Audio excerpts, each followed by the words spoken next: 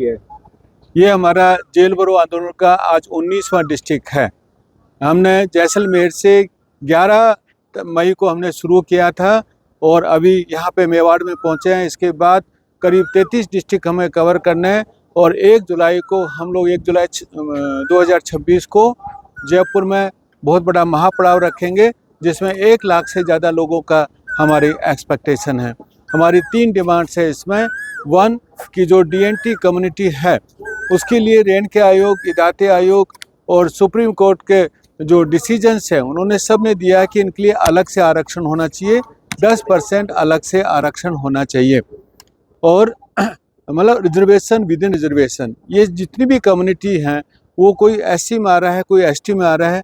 जैसे मैं राजस्थान का एग्जांपल दूं, टोटल 32 रिकॉर्डेड कम्युनिटी हैं, इसमें 8 SC में है और 24 जो कम्युनिटी हैं वो OBC में है। तो OBC में एक वर्गीकरण होगा जिसमें ABC जो सुप्रीम कोर्ट ने दिया हुआ है। A में DNT कम्युनिटी है, B में वोकेशनल ग्रुप है और C में लैंडेड एंड जो एग्रीकल्चर कम्युनिटी है। तो ये वर्गीकरण जो OBC और SC में भी वर्गीकरण का CJI चंद्रचूड़ की जो पीठ है 2024 में उन्होंने भी डिसीजन दिया हुआ है कि SC ST में भी सब क्लासिफिकेशन होना चाहिए। तो फर्स्ट डिमांड 10% अलग से रिजर्वेशन। हमारे साथ में OBC भी इस आंदोलन में शामिल है, जिसके लिए हमने एक दोस्त मॉडल बनाया है। D for DNT, O for वंचित OBC, S for वंचित SC और T for वंचित ST।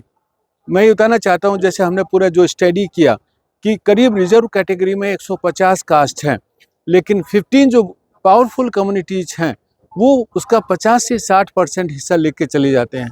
तो हर वर्ग में वंचित समाज है। दूसरा मैं ये बताना चाहता हूँ, हम बार बार बोल रहे हैं कि वी आर डेमोक्रेसी।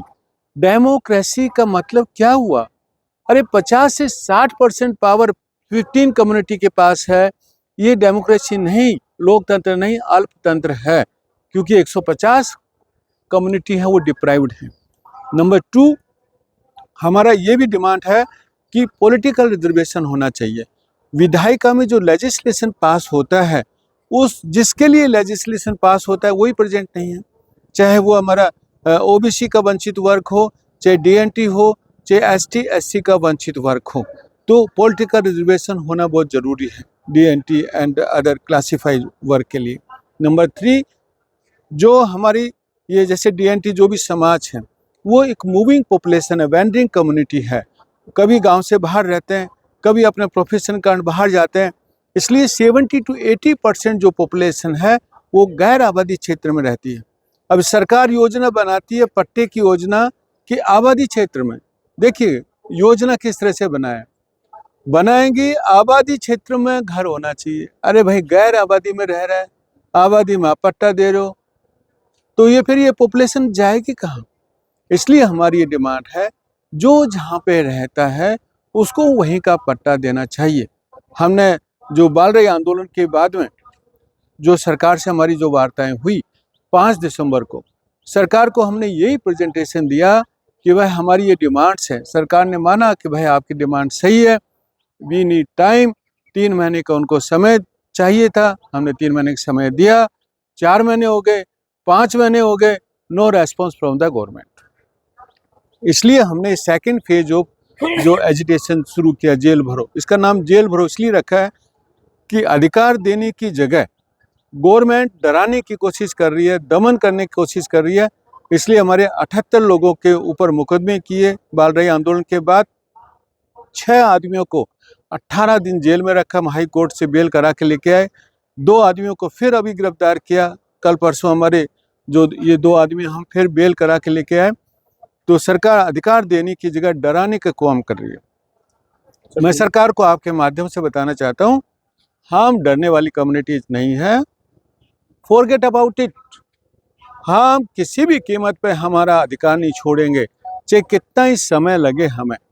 तो इसलिए आपको राइट्स हमें देने पड़ेंगे, हमारा मूलभूत अधिकार है, हम किसी भी हालत में छोड़ेंगे नहीं। सारी DNT कम्युनिटी और जो OBC वंचित वर्ग और बाकी सब लोग इकट्ठा हो रहे हैं, ऑर्गेनाइज्ड हो रहे हैं, इसलिए you have to give rights to us. Dungarpur में सर आज किस प्रकार का आयोजन है? डूंगरपुर में सभा हुई, उसके बाद पूरी रैली और मुख्यमंत्री का पुतला भी जलाया और उसके बाद में फिर अभी कलेक्टर से मीटिंग।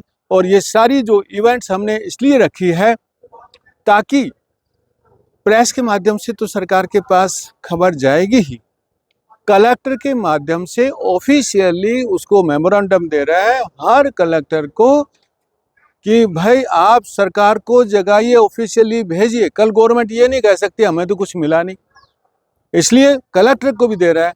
पुतला इसलिए जला रहे हैं क्योंकि हमें अपना आक्रोश दिखाना है। कल सलूमर का आप देखिए कितनी औरतें विलाप कर रही है, अरे घर तो दे दो। एक उनकी वॉइस आप सुनेगा, कोई भी आदमी यदि सेंसिटिव होगा, मानव होगा, तो उसकी वॉइस सुन के वो रात भर सो नहीं पाएगा, क्योंकि वो बोल रही है कि हमें घर दे दो, घर दे दो, घर दे दो। घर ही नहीं है विकसित भारत की बात, लेकिन 15% ऑफ द पॉपुलेशन जो DNT की है, जिसमें से अधिकतर के पास घर भी नहीं, OBC के पास है, कोई एडमिनिस्ट्रेशन में नहीं है। चाहे आप जिला कलेक्टर में देखो, पुलिस में देखो, हाथ जोड़ के उनको खड़ा होना पड़ता है, जैसे कि वही राजतंत्र जो पहले था उसी तरह का राजतंत्र है। पहले राजा होता था, अभी कुछ समाजों ने राजतंत्र चला दिया है। तो this is not accepted in this democracy. We wants our rights, equal rule of law होना चाहिए और इक्वलिटी जो होनी चाहिए रूल जो लॉ के सामने, वो हम लोग इस आंदोलन के माध्यम से करना चाहते हैं।